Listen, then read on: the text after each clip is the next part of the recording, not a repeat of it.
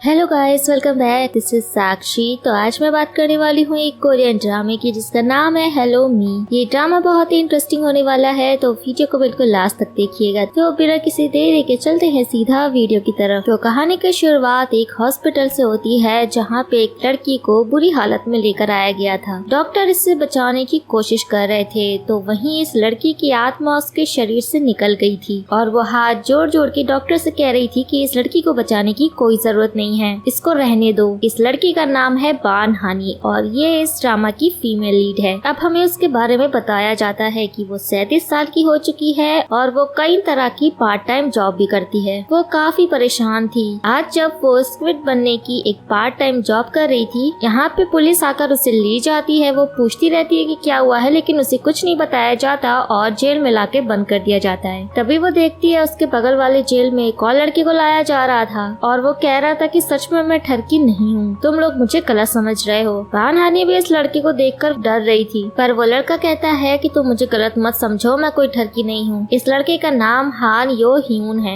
अब हमें हान के बारे में बताया जाता है कि ये बहुत ही रिच फैमिली से बिलोंग करता है और ये अपने डैड के पैसों को उड़ाता रहता है। उसे कमाना आता ही नहीं है। अब उसके डैड उससे कहते हैं कि तुम पैसा उड़ाना बंद कर दो, कि तुम एक हफ्ते में जितना पैसा उड़ाते हो मैं तुम्हें 1 महीने का टाइम देता हूँ, क्या तुम मुझे वो पैसा कमा के दे सकते हो। हान कहता है डैड 1 महीना देने की क्या जरूरत है, मैं तो वो पैसा आपको 1 हफ्ते में ही कमा के दे सकता हूँ। तो डैड कहते हैं अगर नहीं कमा पाए तो हान कहता है कि आप मुझे घर से बाहर निकाल देना। अब हान अपने सर्टिफिकेट लेकर निकलता है कि आज तो उसे जैसे जॉब मिल ही जाएगी, लेकिन उसे कहीं काम ही नहीं मिलता। अब उसे पैसे तो कमाने थे, इसीलिए वो लोगों की मसाज करना शुरू कर देता है। वो तो मसाज कर करके बहुत ही ज्यादा परेशान हो गया था, लेकिन यहाँ तो बहुत कम ही पैसे इकट्ठे हुए थे। अब वो चाहता है अपने डैड के पास ये पैसे लेकर, मगर उसके डैड कहते हैं कि अब तुम जल्दी से अपने कपड़े निकालो और निकल जाओ यहाँ से, मैं तुम्हें ये महंगे कपड़े भी नहीं पहनने दूंगा। पर हान की बुआ रोकती है कि रहने दीजिए, वो अपने ही घर का बेटा है, लेकिन वो उनकी बात भी नहीं सुनते और हान को यहाँ से निकालते हैं। हान उनसे डर के भागता है, उसके पास आधे अधूरे कपड़े थे और जब वो रोड पे ऐसे कपड़ों में निकलता है तो पुलिस वाले उसे ठरकी समझ लेते हैं और इसी वजह से वो उसे लॉकअप में डाल देते हैं। फिलहाल लॉकअप में तो बान हानी उससे डर रही थी, तो हान कहता है तो डरने की जरूरत नहीं है, ये कोट बहुत ही महंगा है, मैं सच में अमीर खानदान से हूँ और कोई ठरकी नहीं हूँ। अब इस पुलिस स्टेशन में स्टाइल मारते हुए एक लड़के की एंट्री होती है। इस लड़के का नाम एंथनी है और ये एक एक्टर है। बान हानी इस लड़के को देखकर पहचान गई थी। कुछ समय पहले की बात है, इस लड़के की एक मूवी की शूटिंग हो रही थी। वहाँ पे हानी भी गई हुई थी अपनी फोटोज खींचने के लिए, पर यहाँ पे इस लड़के को लगता है कि गलती से बान हानी ने उसके टॉयलेट करते हुए फोटो खींच ली है। तभी गुस्से में उसने बान हानी का कैमरा तोड़ दिया। हानी बहुत गुस्से में आ जाती है क्योंकि वो कैमरा उसके डैड का था।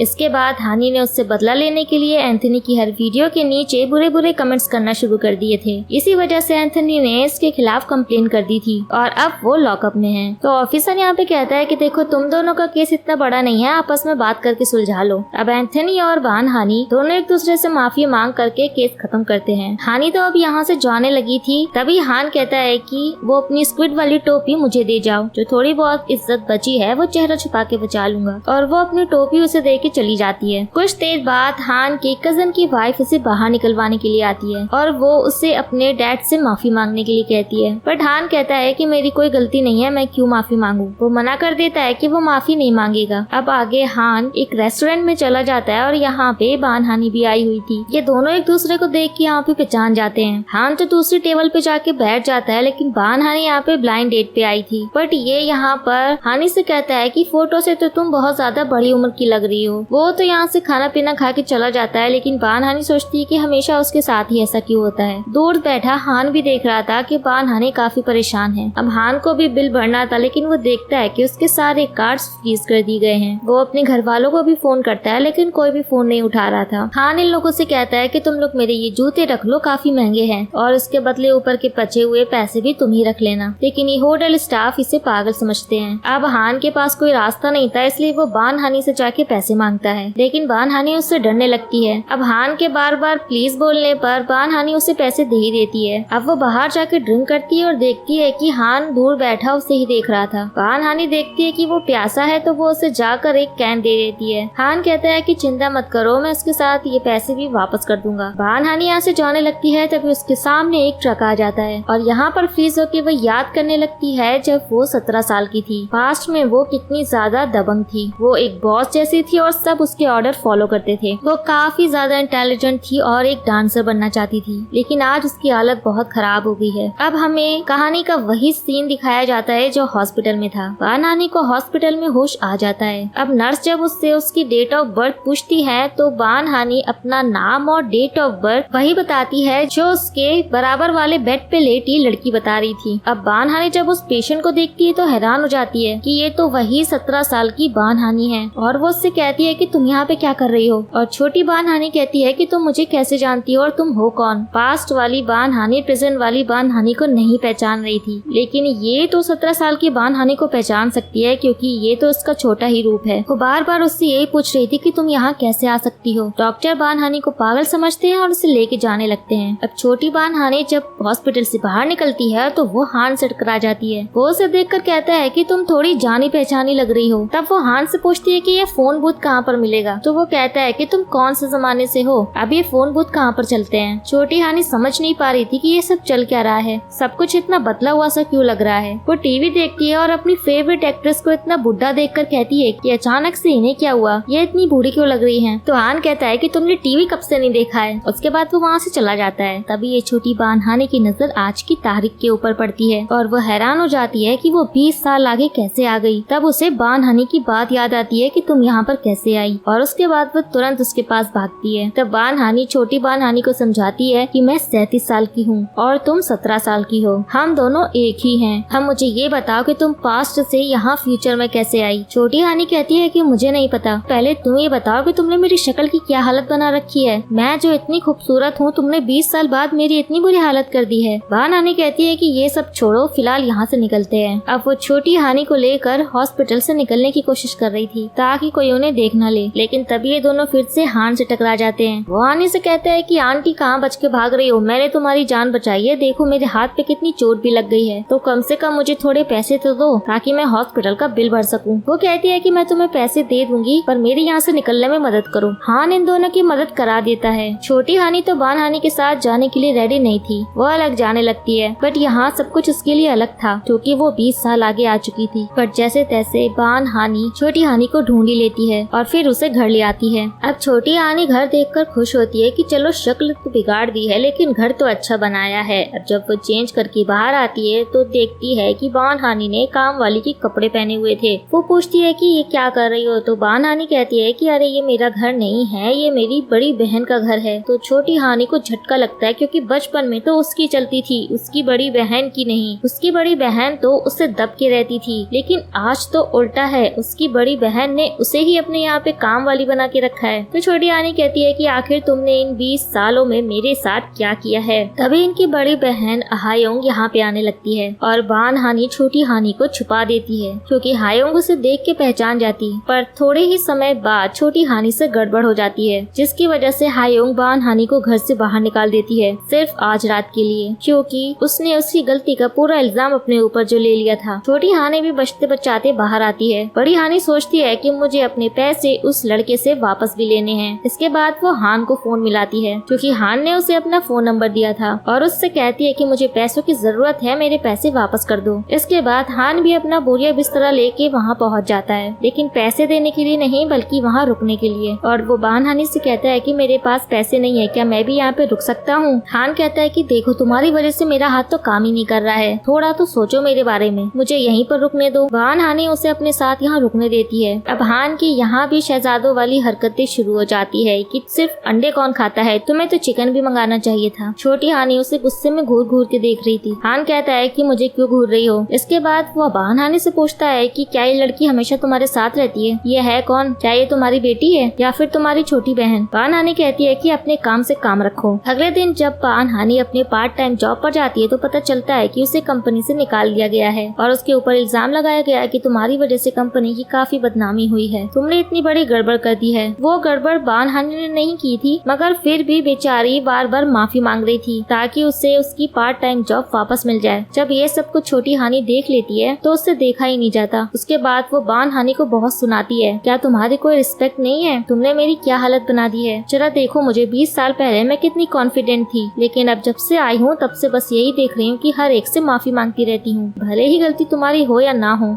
इतना कुछ सुनने के बाद बड़ी बहन हानि बोल देती है कि हाँ मैं ऐसी ही हूँ, तुम्हें कोई दिक्कत है तो तुम चली जाओ यहाँ से। दोनों झगड़ा करके एक दूसरे से दूर दूर चले जाते हैं। मगर थोड़ी देर बाद ही बड़ी बहन हानि छोटी बहन हानि को लेने पहुँच जाती है और उससे कहती है कि अब चलो यहाँ से, वैसे भी तुम्हें यहाँ पर कोई जानता नहीं है। तो वहीं दूसरी तरफ हान आज वो अपने डैड की कंपनी में गया था। वहाँ जा करके वो अपने कजिन से मिलता है और उससे कहता है कि मुझे यहाँ नौकरी चाहिए। अब आगे हान वो कंपनी के बाहर खड़ा हुआ था, तभी उसके डैड उसे देखकर पूछते हैं कि नालायक यहाँ पर क्या कर रहे हो। तब हान कहता है कि क्यों डैड, क्या आपको लगता है कि ये जमीन आपकी है? मैं यहाँ पे टहलने के लिए आया हूँ, यहाँ टहल भी नहीं सकता क्या? तब उसके डैड कहते हैं कि हाँ ये जमीन भी मेरी ही है, यहाँ पर तुम टहल नहीं सकते। तो हान कहता है कि चाहिए अपना काम कीजिए और मुझे भी अपनी जॉब पे जाना है, मेरी नौकरी जो लग गई है। वो अपने डैड को बड़े ही रौब से बताकर यहाँ से निकल जाता है और उसके डैड उसके जाने के बाद हंसने लगते हैं कि ये नालायक कभी नहीं सुधरेगा। तो वहीं दूसरी तरफ ये दोनों मिल करके नए नए तरीके सर्च कर रही थी कि छोटी हानि को वापस पास्ट में कैसे भेजा जाए। तरीके ढूंढते ढूंढते तो यहाँ पर साइंटिस्ट के पास भी पहुँच जाती है और वहाँ जाकर के पूछती है कि आपके पास कोई टाइम मशीन पड़ी हुई है क्या? हमें इसे वापस भेजना है पास्ट में, ये पास्ट से आई है। वो साइंटिस्ट इन्हें तुरंत पागल खाने का नंबर देता है कि मैडम आपको यहाँ पे कांटेक्ट करना चाहिए। अब ये ऐसी हरकतें कर रही थी तो कोई भी आम इंसान इनको पागल ही समझेगा। खैर अब आगे बहन हानि को पैसों की जरूरत थी और वो अपने पैसे मांगने के लिए जब हान को कॉल कर रही थी तो वो उसका फोन नहीं उठा रहा था। अब बड़ी हानि इतनी परेशान थी कि वो क्या करे, वो हान को कैसे ढूंढे। तब वो कुछ गुंडों को इस काम पे लगा देती है। फिर वो लोग हान को ढूंढने के लिए उसके होटल तक पहुंच जाते हैं और उससे हानि के पैसे वापस मांगने लगते हैं। फिर जैसे ही हानि को पता चलता है तो वो भी होटल पहुंच जाती है और तब उसे देख के हान कहता है कि ये तो तुमने ठीक नहीं किया, तुम्हें अपना फोन चेक करना चाहिए, मैंने तुम्हें तुम्हारे पैसे पहले ही भेज दिए हैं। अब जब हानि चेक करती है तो पैसे तो वाकई में उसके पास आ गए थे। फिर वो हान से माफी मांगती है। सिर्फ वो ही नहीं, वो गुंडे भी उससे माफी मांग के वापस चले जाते हैं। लेकिन हान हानि से कहता है कि मैंने नहीं सोचा था कि तुम ऐसी होगी, खैर दोबारा मुझसे मिलने की कोई जरूरत नहीं है। बहन हानि को भी बुरा लग रहा था क्योंकि उसने गलत किया था, इसलिए वो उसे दोबारा रोक करके माफी मांगती है और उस दिन उसका कुछ सामान सोना में रह गया था तो वो उसे वापस करने लगती है। तभी उस सामान में से एक रिंग गिरती है और बहन हानि कहती है कि ये तो मेरी है। तब हान कहता है कि ये मेरा है। बहन हानि कहती है नहीं, ये कई साल पहले खो गई थी, ये तो मेरे डैड ने मुझे दी थी। अब हान याद करता है कि कई साल पहले बहन हानि ने उसे कुछ लड़कों से बचाया था और उसी टाइम बहन हानि की वो रिंग वहीं पर गिर गई थी। हान ने जब उससे उसका नाम पूछा था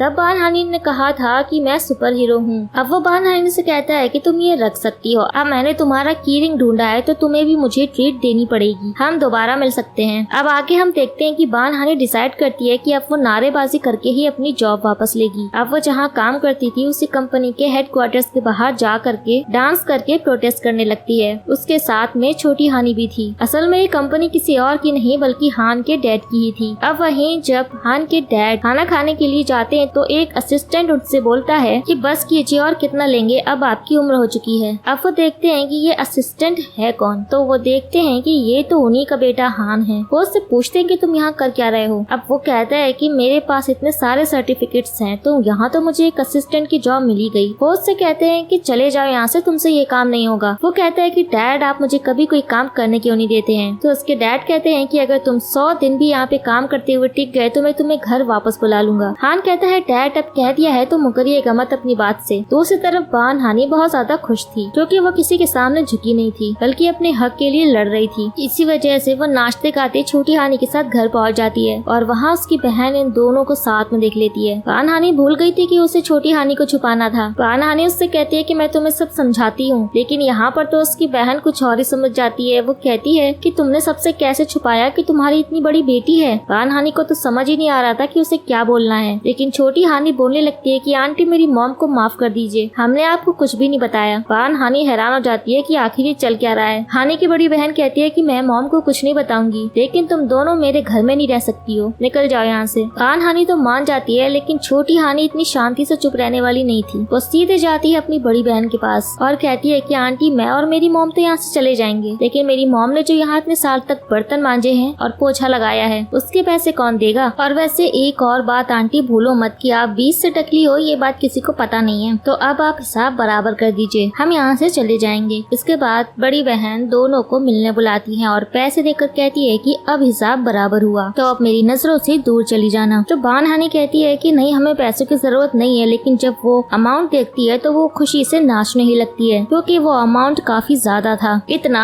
कि इन्होंने अब अपने लिए एक नया छोटा सा घर ले लिया था जो कि इन्हें बड़े सस्ते में मिल गया था। अब आगे बानहानी को हान का फोन आता है और वो उससे कहता है कि तुम भूल गई क्या कि तुम्हें मुझे पार्टी देनी है। हानी कहती है कि अभी मेरे पास टाइम नहीं है क्योंकि मैं अभी नई जगह पे शिफ्ट हुई हूँ। अब हान ने उस नई जगह का एड्रेस सुन लिया था, तो बस वो उस एड्रेस के बारे में पता करता हुआ पहुँच जाता है वहीं खुद एक रूम लेने के लिए, ताकि वो भी उसी जगह रह सके। हान वहीं पे शिफ्ट हो जाता है और ऐसे ही ये लोग आपस में टकरा जाते हैं। तो हान कहता है कि तुम भी यहीं पे रहती हो क्या? मैं तो बहुत टाइम से यहाँ पे रहता हूँ। बानहानी समझ गई थी कि ये जरूर झूठ बोल रहा है। अब बानहानी वहीं पास स्टोर में जाती है शॉपिंग करने के लिए, तो वहाँ से उन्हें पता चलता है कि तुम जिस घर में आई हो, मैंने सुना है वहाँ पे भूतनी रहती है, तभी तो वो बिक नहीं रहा था, शायद इसीलिए तुम्हें सस्ते में मिल गया। अब इन दोनों की हालत खराब होने लगती है। दोनों डरती हुई घर पे पहुँचती है। रात को भी जब सोती है तो उन्हें डर लगता है। अगले दिन अब बानहानी की मेहनत रंग लाई थी, क्योंकि अब उसे उसकी जॉब दोबारा मिल गई थी और इस बार उसे एक डेस्क जॉब मिली थी। इसके बाद वो खुश होकर अपने लिए नए कपड़े खरीदने जाती है। दूसरी तरफ हान के डैड ने उस पर नजर रखवाई हुई थी। हान से तो ये सब काम 100 दिन तक नहीं होने वाला था, ऊपर से उसे पता भी चल गया था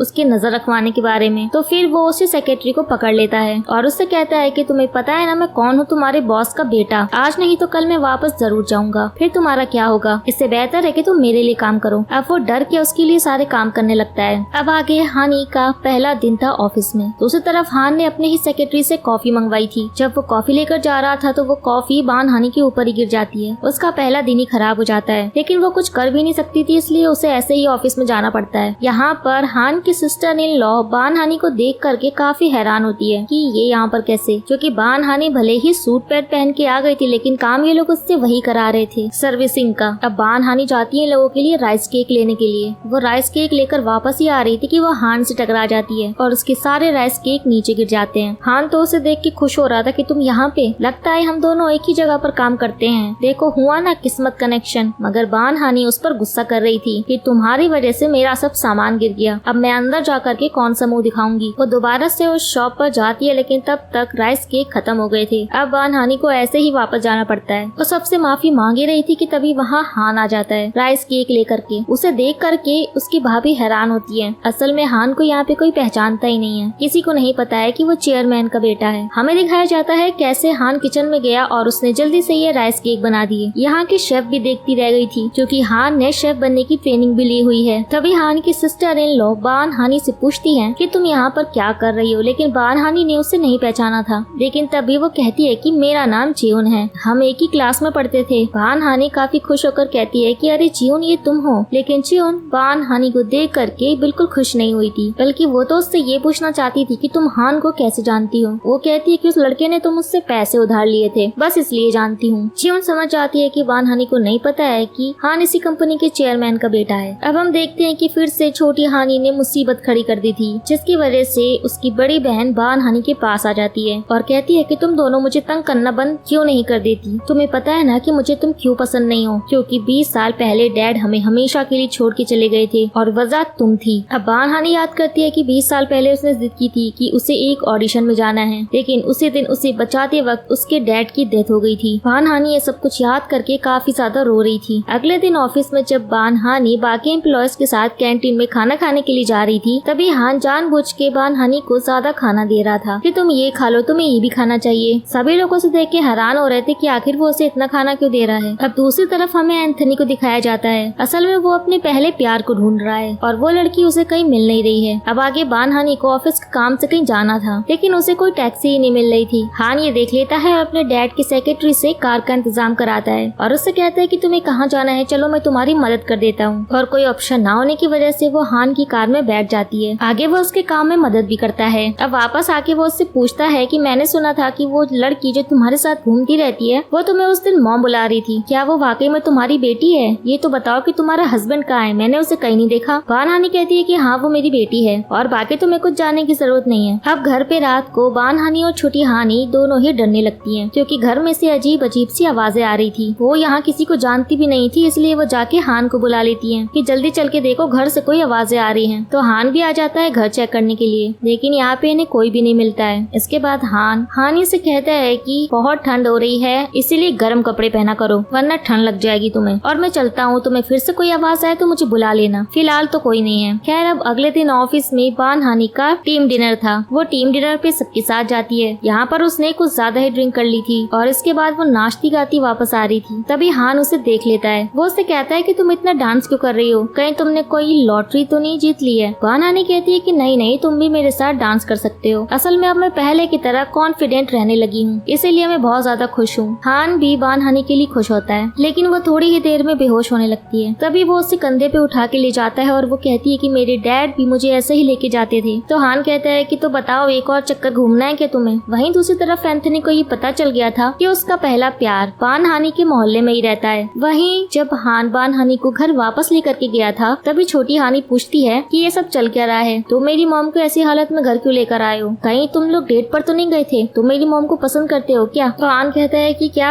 मैं और इसे पसंद करता हूँ। तो बान हानी खड़ी हो जाती है और कहती है कि मैं बताती हूँ, और इतना कहते ही वो हान के ऊपर वॉमिट कर देती है। दूसरी तरफ एंथनी अपने पहले प्यार का घर ढूंढता हुआ वहाँ पे पहुँच गया था। वो गेट खटखटाता नहीं सीधा अंदर आ गया था। वहाँ वो हान को देख के हैरान होता है और हान उससे पूछता है कि तुम कौन हो और यहाँ क्या कर रहे हो। तभी छोटी हानी बाहर आती है और एंथनी कहता है कि बान हानी तुम। असल में उसका पहला प्यार कोई और नहीं बल्कि बान हानी ही थी। तो हान कहता है कि अरे ये बान हानी नहीं, उसकी बेटी है। बान हानी तो वहाँ लेटी हुई है, पर तुम उसे कैसे जानते हो। तभी एंथनी बान हानी को देखता है और उसका तो सिर ही घूम जाता है कि ये तो वही लड़की है जिसको उसने लॉकअप में बंद करवाया था। बान हानी भी उठ जाती है और कहती है कि एंथनी हमारा तो हिसाब बराबर हो गया था ना उस दिन। इसके बाद तो वो सीधे उसके मुंह के ऊपर कुल्लाई कर देती है। उसको तो चक्कर ही आने लगते हैं कि ये सब क्या देख लिया। उसकी बचपन वाली बान हानी को आज क्या हो गया है। वो तो सदमे में वापस ही चला जाता है। वहीं छोटी हानी हान को ट्रैक सूट ला करके देती है। हान कहता है कि तुम्हारी मॉम की वजह से मेरा महंगा सूट खराब हो गया है, उसे ड्राई क्लीन करा करके वापस दे देना। वैसे वो लड़का तुम्हारी मॉम को कैसे जानता है। बान हानी कहती है अच्छा एंथनी वो तो मेरे साथ स्कूल में पढ़ता था। हान कहता है क्या। हान हैरान होता है तो वो कहती है मेरा मतलब है मेरी मॉम के साथ स्कूल में पढ़ता था। तो हान कहता है वैसे तुम सच में अपनी मॉम की तरह दिखती हो। तो हान कहता है कि मैं भी बचपन में एक बार उससे मिला हूँ। हानी पूछती है कब। तो वो बताता है कि एक बार उसने मेरी जान बचाई थी और कहा था कि वो सुपर हीरो है। तो छोटी हानी कहती है अच्छा तुम वो ही रोने वाले लड़के हो। हान कहता है कि तुम्हें कैसे पता। तो छोटी हानी कहती है कि कुछ दिन पहले मॉम ने ही इस बारे में बताया था, अब तुम जाओ यहाँ से। अगली सुबह जब बान हानी उठती है तो छोटी हानी उसकी क्लास ले रही थी कि ये सब चल क्या रहा है, तुम उस हान को डेट कर रही हो क्या। तो बान हानी कहती है ऐसा कुछ नहीं है, लेकिन तभी उनके गेट पे कोई आता है और ये कोई और नहीं एंथनी था। वो इन्हें पैसों का लिफाफा देने आया था। उससे देखकर वो जाने लगता है। बान हानी पूछती है कि आखिर हमें ये पैसे देकर क्यों जा रहा है। तो छोटी हानी कहती है कि ये वही पागल है जो स्कूल टाइम में मेरे पीछे पड़ा हुआ था। अब बान हानी पहचान जाती है एंथनी को और वो तुरंत जाकर उसे पैसों का एनवेलप वापस करती है कि हमें ये नहीं चाहिए, तुम आखिर होते कौन हो मुझे पैसे देने वाले। तब एंथनी कहता है कि मैं समझ सकता हूँ कि तुम दोनों को ऐसे रहने में दिक्कत होती होगी, लेकिन वो उसे पैसे देकर वापस चली जाती है। अब आगे एंथनी जब कपड़े खरीदने जाता है तो शोरूम के बाहर उसे हान मिलता है। वो हान से पूछता है कि वो उस दिन बान हानी के घर पे क्या कर रहा था, क्या वो उसका हस्बैंड है। तब हान कहता है कि ये मैं तुम्हें क्यों बताऊं, मुझे नहीं बताना। लेकिन एंथनी कहता है शायद तुम्हें पता नहीं है, स्कूल टाइम में मेरा और बान हानी का चक्कर चल रहा था। हान पूछता है कैसा चक्कर। तो एंथनी कहता है ये मैं तुम्हें क्यों बताऊं, और ये कह के निकल जाता है। तो दोनों ही एक दूसरे के बारे में सोच के परेशान थे। अब आगे हान को पता चलता है कि उसके डैड ने उसके अकाउंट को ही फ्रीज करा दिया था। अब वो अपने अकाउंट से पैसे नहीं निकाल पा रहा था। बीच बीच में उसकी बुआ उसकी मदद कर देती थी पैसों के मामले में, लेकिन अब तो वो रास्ता भी बंद हो गया। हान जा करके अपने डैड से झगड़ा करता है कि आप चाहते क्या हो, मेरे पास थोड़े भी पैसे ना रहे, लेकिन वो उसे सीधे बाहर का रास्ता दिखाते हैं। हान बाहर आता है तो वो देखता है कि बान हानी यहाँ एक पोस्टर को पढ़ रही है। वो भी जाकर के उसे पढ़ने लगता है। असल में कंपनी में एक नाश्ता बनाने का कंपटीशन होने वाला था। इसमें जिसकी भी नई डिश पसंद आएगी वही ये कंपटीशन जीतेगा और उसे काफी पैसे भी मिलेंगे। हान उससे पूछता है कि क्या तुम कंपटीशन में पार्ट लेने वाली हो। बान हानी कहती है फिलहाल तो नहीं, पर वो उससे पूछती है क्या तुम लेने वाले हो। तो हान कहता है हाँ मुझे तो जरूर लेना ही पड़ेगा, मुझे पैसों की जरूरत जो है। अब जब बान हानी घर पे पहुंचती है तो वो देखती है कि छोटी हानी ने टेबल पे मोमबत्तियां जलाई हुई हैं और ऊपर वाले से प्रार्थना कर रही है कि बारिश करा दो। असल में वो यहाँ पे बारिश वाले दिन ही आई थी, तो उसे ऐसा लगता है कि अगर बारिश होगी तो वो वापस से चली जाएगी। अब बड़ी हानी भी छोटी हानी के लिए काफी परेशान थी, लेकिन बेचारी की मुश्किलें भी कम होने का नाम नहीं ले रही थी। बान हानी से अब काम में एक छोटी सी गड़बड़ हो जाती है और जीवन उसके ऊपर बहुत चिल्लाती है। वो उससे कहती है कि तुम्हारी इस टीम में कोई जगह ही नहीं है, तुम उसके काबिल ही नहीं हो। जीवन उसकी काफी इंसल्ट करती है और बान हानी को ये काफी बुरा लगता है। अब उसने हान की मदद लेकर के ये प्रॉब्लम तो सॉल्व कर दी थी, लेकिन अब वो भी दिखाना चाहती थी कि उसकी भी कोई जगह है, इसलिए वो उस कंपटीशन में पार्ट लेना चाहती थी। और उसने जीवन को कह दिया था कि वो इसमें जीत करके अपनी वैल्यू साबित कर देगी। दूसरी तरफ चेयरमैन देखते हैं कि आज उनके ऑफिस से उनकी चेयर तो गायब है। फिर उन्हें पता चलता है कि उनकी चेयर तो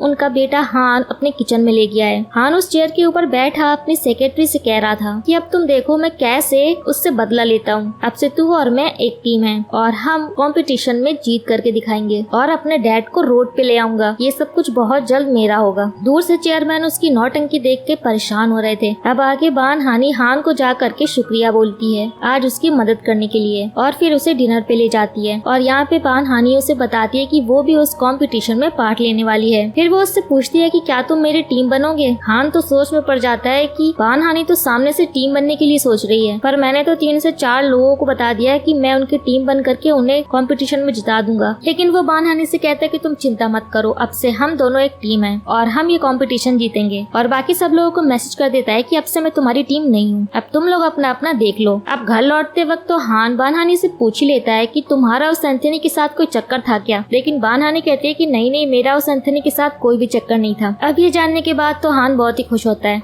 अब अगले दिन बान हानी को पनिशमेंट में वॉलंटियर सर्विस देने के लिए जाना था। उसने जो एंथनी के खिलाफ कमेंट्स किए थे उसी के चक्कर में उसे पनिशमेंट मिली थी। अब बान हानी छोटी हानी को भी अपने साथ ले जाती है। जब ये लोग सर्विस देने के लिए जाते हैं तो देखते हैं कि हान भी यहाँ पर आया हुआ है। हानी उससे पूछती है कि तुम यहाँ पे क्या कर रहे हो। हान यहाँ पे याद करता है कि जब एंथनी ने कहा था कि उसके और बान हानी के बीच में चक्कर चल रहा था तो जेलेसी में उसने भी बुरे बुरे कमेंट्स किए थे और उसी की सजा उसे भी मिल गई। लेकिन बान हानी को वो कुछ नहीं बताता। बस बान हानी को वो इतना कहता है कि गलतियाँ किससे नहीं होती है, मैं भी पनिशमेंट की वजह से यहाँ पर हूँ। बल्कि हान के साथ साथ तो एंथनी भी यहाँ पर आया हुआ था। हान को काम करता हुआ देख करके एंथनी को बड़ा अच्छा लग रहा था। अपनी पनिशमेंट पूरी करने के बाद अब रात को ये सभी डिनर करने के लिए साथ में बैठते हैं। एंथनी को यहाँ पर खाना बहुत अच्छा लगता है। अब कुछ देर बाद को देखते हैं कि क्लीनर आकर के कहती है कि तुम में से टॉयलेट कौन गया था, पूरी टॉयलेट जाम करके आया है। हमें पता चलता है कि ये सब तो एंथनी ने किया था क्योंकि उसी ने इतना सारा खाना ठूस ठूस के जो खाया था और उसी की वजह से टॉयलेट जाम हो गई थी। अब सब उसके खिलाफ बुरे बुरे कमेंट्स करने लगे थे। लेकिन तभी बान हानी बोलती है कि टॉयलेट मैं गई थी और मेरी वजह से ही टॉयलेट जाम हुई है। इसके बाद तो एंथनी उसको प्यार भरी नजरों से देखता ही रहता है। इसके बाद एंथनी बान हानी से कहता है कि चलो मैं तुम्हें घर छोड़ दूंगा। लेकिन हान भी यहाँ पे जानबूझ के एंथनी की कार में बैठ जाता है और कहता है कि मैं भी वहीं जा रहा हूँ, मुझे भी लिफ्ट दे दो। पूरे रास्ते एंथनी बान हानी को देखकर खुश हो रहा था और हान जेलस हो रहा था और कहता है जल्दी चलो, मुझे नींद आ रही है। अब बान हानी और छोटी हानी अंदर जाने लगती है लेकिन एंथनी उन्हें मुस्कुरा के देखते ही रहता है। हान तो बस जेलस ही होता रहता है। लेकिन एंथनी हानी को कॉफी पीने के लिए कहता है और वो उसे ऊपर ले जाती है। लेकिन हान भी कंपटीशन के बारे में कुछ डिस्कस करने का बहाना करके आ जाता है। इसके बाद एंथनी हान को रोक करके पूछता है कि क्या तुम बान हानी को पसंद करते हो। लेकिन हान कहता है कि अगर मैं उसे पसंद भी करता हूँ तो क्या हुआ। इतने में ही अंदर से उन दोनों के चिल्लाने की आवाज आती है और ये दोनों अंदर भागते हैं और देखते हैं कि घर में सामान यहाँ वहाँ फैला हुआ था, मतलब कि जरूर कोई यहाँ आया था। अचानक से सब लाइट्स बंद हो जाती हैं और इन्हें पता चलता है कि घर के अंदर कोई तो है। बान हानी कहती है कि ये लहसुन उठाओ, जरूर यहाँ पर कोई भूत है। उसके बाद ये सब डर के मारे उसे उठा लेते हैं और भूत को भगाने लगते हैं। ये लोग उसके पीछे पीछे भागने लगते हैं और आज तो इन्होंने उसे पकड़ ही लिया था। असल में ये कोई भूतनी नहीं थी, ये तो बान हानी के मकान मालकिन की बेटी थी। इससे बात करने से इन्हें पता चलता है कि ये नहीं चाहती थी कि उसकी मॉम ये घर किसी को किराए पे दे। वो खुद इसे अपना स्टूडियो बनाना चाहती थी और यही वजह है कि वो इतने टाइम से सबको यहाँ पे डरा रही थी। अब अगली सुबह हान बान हानी के यहाँ पे पहुँच जाता है और उसे चल के कंपटीशन के लिए नई डिश बनाने को कहता है। इसके बाद एंथनी बान हानी के यहाँ पे आता है उसके लिए कॉफी लेकर के, मगर यहाँ पे तो सिर्फ छोटी हानी थी और वो उससे कहती है कि तुम सुबह सुबह दिमाग खराब करने के लिए आ गए, मॉम तो यहाँ पे नहीं है, वो अपने कंपटीशन के लिए गई है हान के साथ। अब एंथनी ये जान करके जेलिस हो रहा था। दूसरी तरफ चेयरमैन को पता चलता है कि हान बान हानी के साथ कंपटीशन में पार्ट ले रहा है, तो ये जान करके वो खुश होते हैं क्योंकि वो बान हानी को पसंद करते हैं और अब उन्हें भी लगता है कि हान सुधर रहा है। उसके बाद गाँव से बान हानी की मॉम और दादी आ गई थी उसकी बड़ी बहन हायंग के यहाँ पे। वो उसे फोन करके मिलने के लिए बुलाते हैं। बान हानी की दादी को डिमेंशिया है। जब वो बान हानी से मिलने के लिए आती है तो वो उससे पहचानती ही नहीं है, बस बार बार कहती रहती है कि मुझे बान हानी से मिलना है। दूसरी तरफ छोटी हानी को पता चलता है कि उसकी दादी यहाँ पर आई हुई है, तो उसका भी मन था उनसे मिलने के लिए और वो किसी को बिना बताए हाय उनके यहाँ पहुँच जाती है। पहले तो दादी सो रही थी लेकिन जैसे ही छोटी हानी वहाँ से जाने लगती लगती है तभी दादी उठ जाती है और उससे हानि कह के पहचान लेती है। वो उनसे मिलकर के काफी खुश हुई थी। जाते हुए हानि को दादी एक चार्जर देती है और कहती है कि अपनी फोन को चार्ज कर लेना, तुम फोन नहीं उठाती हो। हानि चार्जर लेकर के वहाँ से जाने लगती है, लेकिन तभी वो अपनी मॉम से टकरा जाती है। वो देख कर के हैरान होती है कि ये लड़की तो हानि की तरह लग रही है। वो उससे बुलाने लगते हैं, लेकिन छोटी हानि यहाँ से भाग जाती है। सब हैरान होते हैं कि ये लड़की कौन थी जो कि बिल्कुल बान हानि की तरह दिख रही थी। इसके बाद एंथनी अपने पुराने स्कूल गया था और वहाँ जाके वो याद कर रहा था कि बान हानि की फादर के डेथ में कहीं न कहीं वो भी जिम्मेदार है। दूसरी तरफ बान हानि की मॉम उससे मिलने के लिए आती है। उसने छोटी हानि को तो छुपा दिया था, लेकिन उसकी मॉम पूछती है कि मैंने तुम्हारे जैसे दिखने वाली लड़की को घर पर देखा था, आखिर वो है कौन। बान हानि बहाना बनाती है कि वो तो मेरे दोस्त की बेटी है, वो बस थोड़ी बहुत ही मेरी तरह दिखती है। फिलहाल तो उसकी मॉम ने इस बात पे यकीन कर लिया था। इसके बाद छोटी हानि बान हानि को बताती है कि दादी ने मुझे इस पुराने फोन का चार्जर दिया है, क्योंकि छोटी हानि जब पास्ट से आई थी तो वो अपने साथ अपना पुराना फोन लेकर के भी आई थी, जो कि काफी टाइम से बंद पड़ा हुआ था क्योंकि उसका चार्जर इनके पास नहीं था। अब ये लोग उस फोन को चार्जिंग पे लगा देते हैं। छोटी हानि उससे पूछती है कि मैंने सबको तो देख लिया, लेकिन डैड कहाँ पे हैं? उसको तो क्योंकि पता ही नहीं था उसके डैड की डेथ हो गई थी। लेकिन बान हानि झूठ बोल देती है कि डैड तो बाहर काम करते हैं, इसलिए वो बहुत कम आते हैं। दूसरी तरफ हम चेयरमैन को देखते हैं जो कि डॉक्टर से बात कर रहे थे। डॉक्टर उनसे कह रहा था कि आपको अपनी फैमिली को बता देना चाहिए कि आपकी आंखों की कंडीशन ठीक नहीं है, बहुत जल्द आपको कुछ दिखाई नहीं देगा। अब अगले दिन का सीन देखते हैं। बान हानि देखती है कि छोटी हानि सुबह सुबह कहीं जा रही है, तो पूछने पर छोटी हानि उसे बताती है कि उसने एंथनी के साथ एक कॉन्ट्रैक्ट साइन किया है एक आइडियल बनने के लिए। लेकिन बान हानि कहती है कि ऐसा नहीं हो सकता है क्योंकि तुम पास्ट से आई हो। वो एंथनी के पास जाकर के इस कॉन्ट्रैक्ट को कैंसिल करने लगती है। तभी यहाँ पे डायरेक्टर आके कहते हैं कि हमें 2 लोगों की जरूरत है, और बड़ी हानि और छोटी हानि को देख करके वो कहते हैं कि ये दोनों उस रोल के लिए परफेक्ट रहेंगी। अब छोटी हानि की जिद करने पर बान हानि मान जाती है। अब बान हानि जब रेडी होकर के आती है तो एंथनी तो उसे देखते ही रह जाता है। ये फोटोशूट एक फैमिली फोटोशूट था और एंथनी को बान हानि का हस्बैंड बना दिया था, और खुशी के मारे तो वो पागल ही हुआ जा रहा था। दूसरी तरफ हान आज अपने घर गया था, तो उसके डैड कहते हैं कि यहाँ क्या करने आए हो।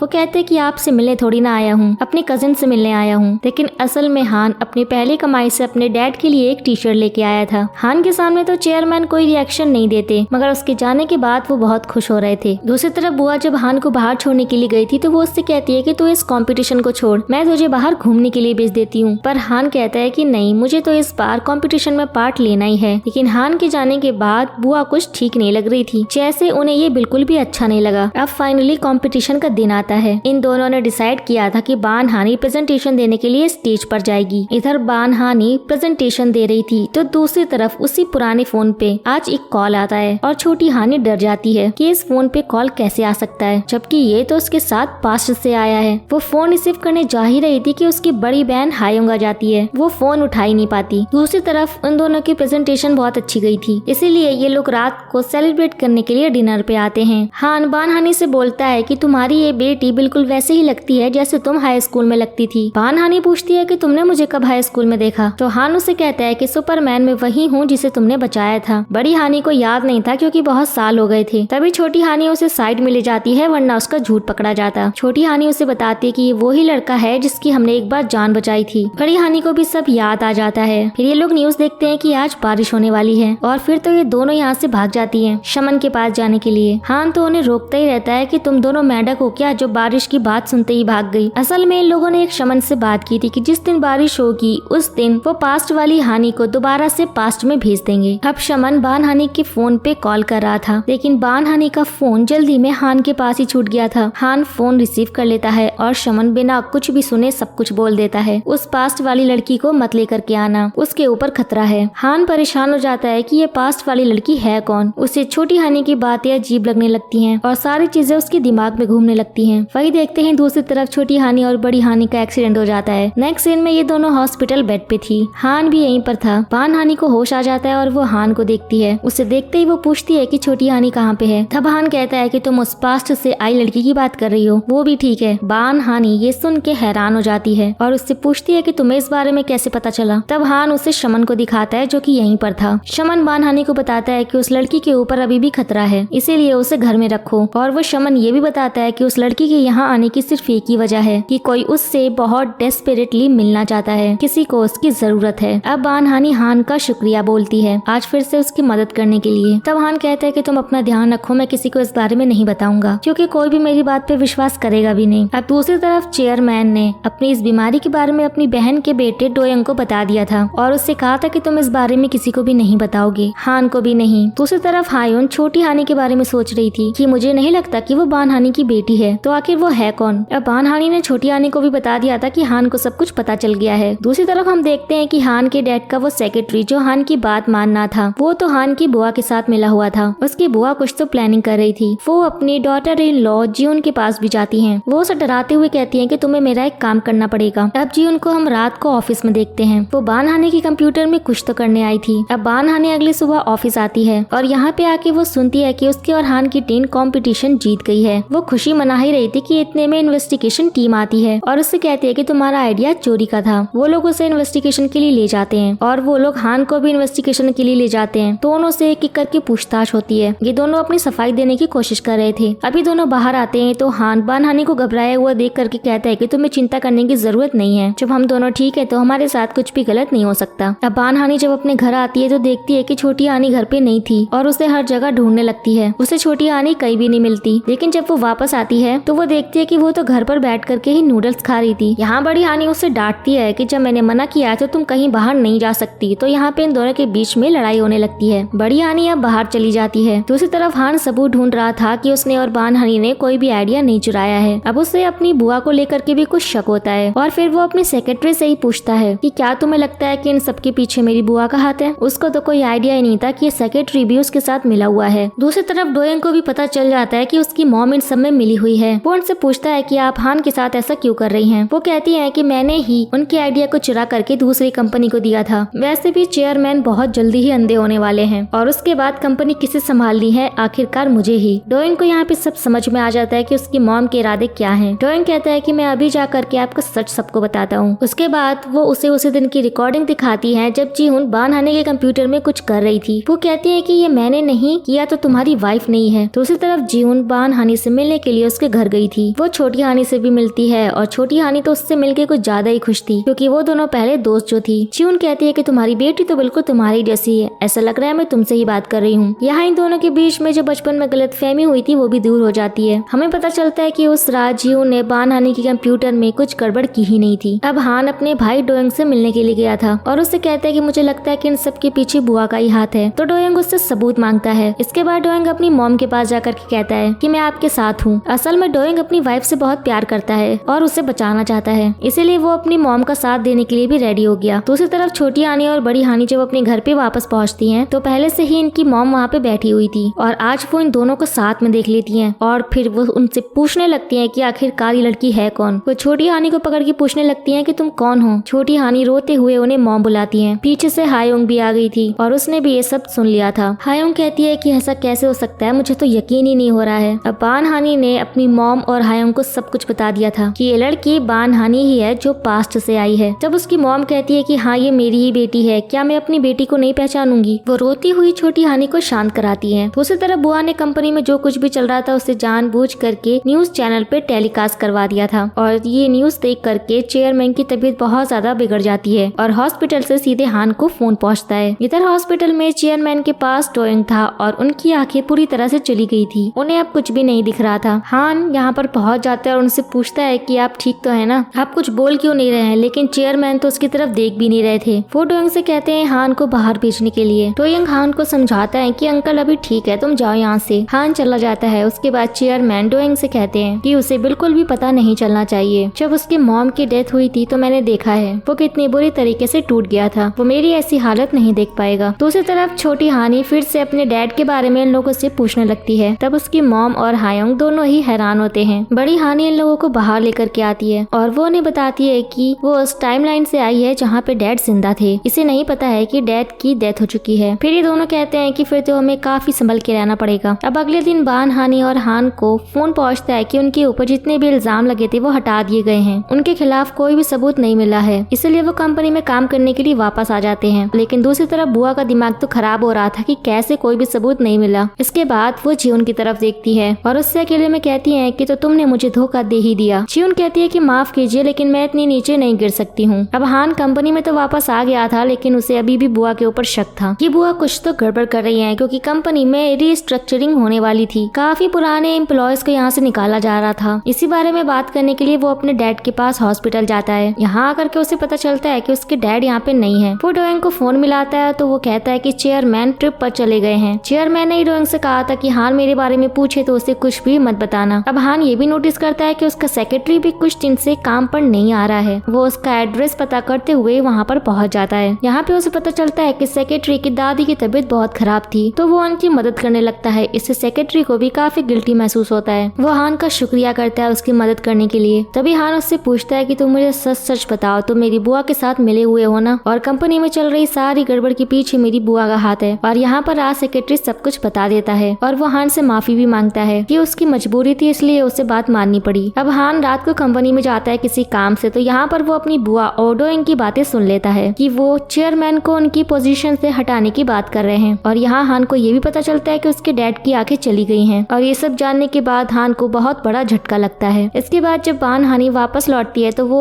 अपने घर के बाहर हान को देखती है और उससे पूछती है कि तुम यहाँ बाहर क्यों खड़े हो। बान हानी उसे अंदर ले आती है और आज हान बान हानी को उसके नाम से बुलाता है और कहता है कि मैं तुम्हें कैसा लगता हूँ, क्या मैं अच्छा इंसान हूँ। बान हानी कहती है कि हाँ तुम बहुत अच्छे इंसान हो। हान कहता है कि अगर मैं वैसा इंसान नहीं हुआ जैसा तुम मुझे समझ रही हो तो प्लीज मुझसे नफरत मत करना, मैं बुरा नहीं हूँ। अगले दिन हान डोएन की कार का पीछा करता है ये देखने के लिए कि उसके डैड कहाँ पर है। हान दूर से ही अपने डैड को देख करके काफी इमोशनल हो रहा था कि उसके डैड कितनी तकलीफ में है। दूसरी तरफ हम देखते हैं कि बुआ ने शेयर होल्डर्स की मीटिंग रखी थी और वो रीस्ट्रक्चरिंग के प्लान को आज पास करवाने वाली थी। और तभी यहाँ पे हान एंट्री लेता है और आकर के कहता है कि मैं इसके खिलाफ हूँ। लेकिन बुआ कहती है कि तुम सिर्फ चेयरमैन की बेटी हो, तुम यहाँ पर वोट नहीं दे सकते। लेकिन तभी पीछे से चेयरमैन भी आते हैं और कहते हैं कि मैं भी इसके खिलाफ हूँ, यहाँ कुछ भी ऐसा नहीं होने वाला है। वो सबको यहाँ से जाने के लिए कह देते हैं। अब हम पिछला सीन देखते हैं कि हान अपने डैड के पास गया था और रोते हुए कह रहा था कि आप ऐसा कैसे कर सकते हैं, मुझे और बाकी एम्प्लॉयज को काम से कैसे निकाल सकते हैं। तब चेयरमैन कहते हैं कि कौन किसे निकाल रहा है, तुम ये क्या बकवास कर रहे हो। तब हान यहाँ पे उन्हें सब कुछ बता देता है और वो ये भी कहता है कि हाँ मुझे ये भी पता है कि आपकी आंखें चली गई हैं और आपने इतनी बड़ी बात अपने बेटे से छुपा कर रखी। आपको क्या लगता है कि मैं आपका साथ नहीं दूंगा, मैं हमेशा आपके साथ हूँ। वो अपने डैड का हाथ पकड़ के रोने लगता है। तभी चेयरमैन भी उसे शांत कराने लगते हैं। फिर हम उसी सीन पे आते हैं। बुआ अपने भाई के ऊपर चिल्ला रही थी कि आप मेरे साथ ऐसा कैसे कर सकते हैं, मैंने इस कंपनी के लिए बहुत कुछ किया है तो मैं ये कंपनी लेकर के ही रहूंगी। अब पूरी कंपनी में ये बात पता चल जाती है कि रिस्ट्रक्चरिंग नहीं होने वाली है क्योंकि चेयरमैन का बेटा यहाँ पे आ गया है। सब लोग ये जानना चाहते थे कि चेयरमैन का बेटा है कौन। सब लोग देखते हैं कि चेयरमैन को उनका बेटा लेकर के आ रहा है और ये कोई और नहीं था, ये हान था जो उन्हीं के बीच में काम कर रहा था। बान हानी ये देख करके हैरान होती है और उससे तो यकीन ही नहीं हो रहा था। वो जा करके जून से पूछती है कि क्या ये सच है, तो जीवन कहती है कि हाँ ये सच है, हान हमारी ही फैमिली का मेंबर है और चेयरमैन का बेटा। बान हानी यकीन नहीं कर रही थी कि कल तक वो उससे थोड़े से पैसे मांग रहा था, वो इतनी बड़ी कंपनी के चेयरमैन का बेटा है। अब हान बान हानी के घर पे आता है और वो उससे पूछती है कि क्या तुम मेरे साथ कोई मजाक कर रहे हो। वो उससे कहता है कि ये कोई मजाक नहीं है, ये सच है। ऐसी कई और भी चीजें हैं जो मैं तुम्हें अभी नहीं बता सकता, लेकिन तुम मुझ पे विश्वास रखो, मैं जल्दी तुम्हें सब कुछ बता दूंगा। दूसरी तरफ बुआ भी शांत रहने वाली नहीं थी। उन्होंने फिर से शेयर होल्डर्स की मीटिंग बुलवाई थी कि अब तो चेयरमैन को दिख ही नहीं रहा है तो वो कंपनी कैसे संभालेंगे। वो चेयरमैन को उनकी पोजीशन से हटाना चाहती थी। हान को पता चलता है तो वो अपने डैड के मैनेजर से बात करता है कि मुझे अब क्या करना चाहिए। वो उसे कहता है कि तुम्हें जा करके बाकी शेयर होल्डर्स से बात करनी होगी कि वो तुम्हारा साथ दे। अब हान बान हानी के पास जा करके सब कुछ बता देता है कि कंपनी में क्या कुछ चल रहा है और उसे शेयर होल्डर्स को मनाना है। बान हानी उसकी मदद करने के लिए मान जाती है। इसके बाद वो कंपनी में सारे एम्प्लॉयज का एक ग्रुप बनाती है और सबको पूरी सिचुएशन समझा देती है। सभी लोग अपने चेयरमैन को सपोर्ट करना चाहते थे। अब ये लोग अलग अलग ग्रुप्स में जा करके शेयर होल्डर्स से बात करते हैं और उन्हें अपनी तरफ करने की पूरी कोशिश करते हैं। दूसरी तरफ एंथनी के ऊपर एक मुसीबत आ गई थी। किसी ने उसकी पुरानी फोटो पब्लिश कर दी थी कि इसने तो प्लास्टिक सर्जरी करवाई है। पहले ये बहुत बदतमीज हुआ करता था, अब धीरे धीरे एंथनी के फैन कम होने लगते हैं और एंटी फैन बढ़ने लगते हैं। अब दूसरी तरफ शेयर होल्डर्स की मीटिंग का दिन आ चुका था। अब डोएंग की वाइफ जीउन उससे कह रही थी कि तुम ये सब कुछ मत करो, चेयरमैन का साथ दो। पर डोएंग कहता है कि क्या तुम जानती हो कि ये सब कुछ मैं तुम्हें ही बचाने के लिए कर रहा हूँ। अब जीउन को जब पूरा सच पता चलता है तो वो कहती है कि उसने तो कोई गड़बड़ की ही नहीं है। अब जा करके डोएंग को सच पता चला था, लेकिन डोएंग फिर भी कहता है कि अब मैं बहुत आगे आ चुका हूँ। दूसरी तरफ छोटी आनी अपनी मॉम के साथ जाने के चक्कर में चोरी छुपे उनकी कार में जाके बैठ जाती है, लेकिन यहाँ उसे पता चलता है कि उसकी मॉम तो मेमोरियल साइट पे आई थी, उसकी डैड की मेमोरियल साइट पे। ये देख करके उसे बहुत ही बड़ा सदमा लगता है। इधर बान हानी के पास फोन पहुंचता है और वो तुरंत निकलती है। उसने मीटिंग का रिजल्ट भी नहीं सुना था कि क्या हुआ। तभी हान बाहर आता है और सभी एम्प्लॉयज को बताता है कि हम जीत गए हैं, चेयरमैन कहीं भी नहीं जा जा रहे हैं। फिर हमें पता चलता है कि असल में डोयोंग ने अपनी मॉम के खिलाफ सारे सबूत शेयर होल्डर्स के सामने रख दिए थे कि उसकी मॉम ने कितने घपले किए हैं, जिस वजह से शेयर होल्डर्स ने उन्हें नहीं हटाया। दूसरी तरफ दोनों बानहानी रोई जा रही थी और उनकी मॉम उन्हें समझाने की कोशिश कर रही थी कि उसमें तुम्हारी कोई भी गलती नहीं थी, तुम्हारे पिता को तुम्हारी वजह से कुछ भी नहीं हुआ था। वो बड़ी बानहानी से भी माफी मांगती कि आज तक मैंने तुमसे ये बात नहीं कही। अब बानहानी वापस से कंपनी आती है और वहाँ पे आके उसे पता चलता है कि चेयरमैन को नहीं निकाला गया। वो हान को कांग्रेचुलेशंस बोलती है। अब रात को ये दोनों वापस आ गए थे, हान भी उसके घर आ गया था। अब बानहानी के उस पुराने फोन में आज फिर से कॉल आती है। बानहानी जब उस फोन को उठाती है तो सामने से उसके डैड बोल रहे थे। हान हैरान होकर पूछता है कि तुमने कहा था कि तुम्हारे डैड इस दुनिया में नहीं है, तो फिर फोन किसका आया है। बानहानी उसे शांत करवाती है। बानहानी के डैड उससे कहते हैं कि पास्ट से आई हानी के पास अब ज्यादा समय नहीं बचा है, कोई भी रास्ता ढूंढ करके तुम्हें उसे वापस भेजना होगा। अब बड़ी हानी छोटी हानी को ये सब कुछ बता देती है और ये सब लोग मिल करके उस शमन के पास जाते हैं। शमन कहता है कि उसके पास सिर्फ 7 दिन ही बचे हैं, उससे पहले ही उसे वापस जाना होगा। दूसरी तरफ एंथनी मीडिया के सामने जा करके सारे इल्जामों को एक्सेप्ट करता है और फिर सबके सामने माफी मांगता है। इसके बाद वो बानहानी के पास भी जाता है और उससे कहता है कि मुझे तुम्हें एक बात बतानी है। उस टाइम हाई स्कूल में जब तुमने मुझे रिजेक्ट किया था, तब उस समय मैंने तुम्हारे डैड को बताया था कि तुम ऑडिशन देने जा रही हो, और उसी दिन जब वो तुम्हें रोकने के लिए जा रहे थे तब उनका एक्सीडेंट हुआ था। इसमें सब गलती मेरी है, मैं ही जिम्मेदार हूँ। बानहानी कहती है कि नहीं, इसमें तुम्हारी गलती नहीं है, मेरी मॉम ने मुझे समझाया है, जो होना था वो हो गया, इसमें किसी की कोई गलती नहीं है, तुम्हें खुद को गलत मानने की जरूरत नहीं है। एंथनी कहता है कि तुम सच में बहुत अच्छी हो और फिर वो चला जाता है। अब देखते हैं कि छोटी हानी के पास सिर्फ 2 ही दिन बचे थे और वापस जाने का रास्ता भी नहीं था। लेकिन आज छोटी हानी के सपने में उसके डैड आते हैं और वो वही जगह देखती है जहाँ उसके डैड ने पहली बार कैमरा खरीदा था। पास में एक टनल थी, शायद यही वो रास्ता था। अब अगली सुबह बानहानी को छोटी हानी का एक लेटर मिलता है कि वो यहाँ से जा रही है, उसे रास्ता मिल चुका है। बानहानी नहीं समझ पा रही थी कि आखिर वो गई कहाँ पे, क्या वाकई में रास्ता मिला भी है या नहीं। वो हान के साथ मिलकर उसे ढूंढने लगती है और जैसे तैसे टनल के पास पहुँच जाती है। छोटी हानी बड़ी हानी को समझाती है कि यही एक रास्ता है। हान भी उसे समझाता है कि आज आखिरी दिन है, ट्राई करने में कुछ नहीं जा रहा। बानहानी मान जाती है। फिर वो छोटी हानी का हाथ पकड़ के खुद उस टनल के उस पार लेकर जाती है। जाते हुए रास्ते में वो काफी बातें करती है। छोटी हानी बड़ी हानी से कॉन्फिडेंस के साथ जीने के लिए कहती है और उसकी तरफ बनने के लिए कहती है। उसके बाद छोटी हानी गायब हो जाती है। वो अपने टाइम लाइन में वापस पहुंच गई थी। फिर हम देखते हैं कि असल में बानहानी अपनी कहानी हमें सुना रही थी। वो बताती है कि हान ने अब कंपनी ज्वाइन कर ली है और चेयरमैन की तबीयत ठीक नहीं है, इसलिए वो रेस्ट ले रहे हैं और अपनी पोजीशन उन्होंने डोयोंग को संभालने के लिए दी है। वो और हान धीरे धीरे बहुत ज्यादा अच्छे दोस्त बन गए हैं। वहीं दूसरी तरफ एंथनी ने एक्टिंग का करियर छोड़ दिया है, उसने एक रेस्टोरेंट खोला है और अब हान बानहानी को फ्लावर्स देता है और कहता है कि क्या हम साथ में एक नई शुरुआत कर सकते हैं। बानहानी भी मान जाती है। इसके बाद बानहानी हमें बताती है कि वो मैं खुद ही थी जिसे मेरी सबसे ज्यादा जरूरत थी। मैं चाहती थी कि कोई मुझ में वो पुराना कॉन्फिडेंस ला करके भर दे, शायद इसीलिए मैं पास्ट से खुद से मिलने के लिए आई थी। वो खुद को ही थैंक यू बोलती है और इसी के साथ ये ड्रामा यहीं पर एंड हो जाता है। सो गाइस, आपको ये वीडियो कैसा लगा हमें कमेंट करके जरूर बताइएगा। वीडियो को लाइक और चैनल को सब्सक्राइब करना बिल्कुल भी ना भूले। तो अब मिलते हैं नेक्स्ट वीडियो में, जब तक के लिए take care and tata bye bye.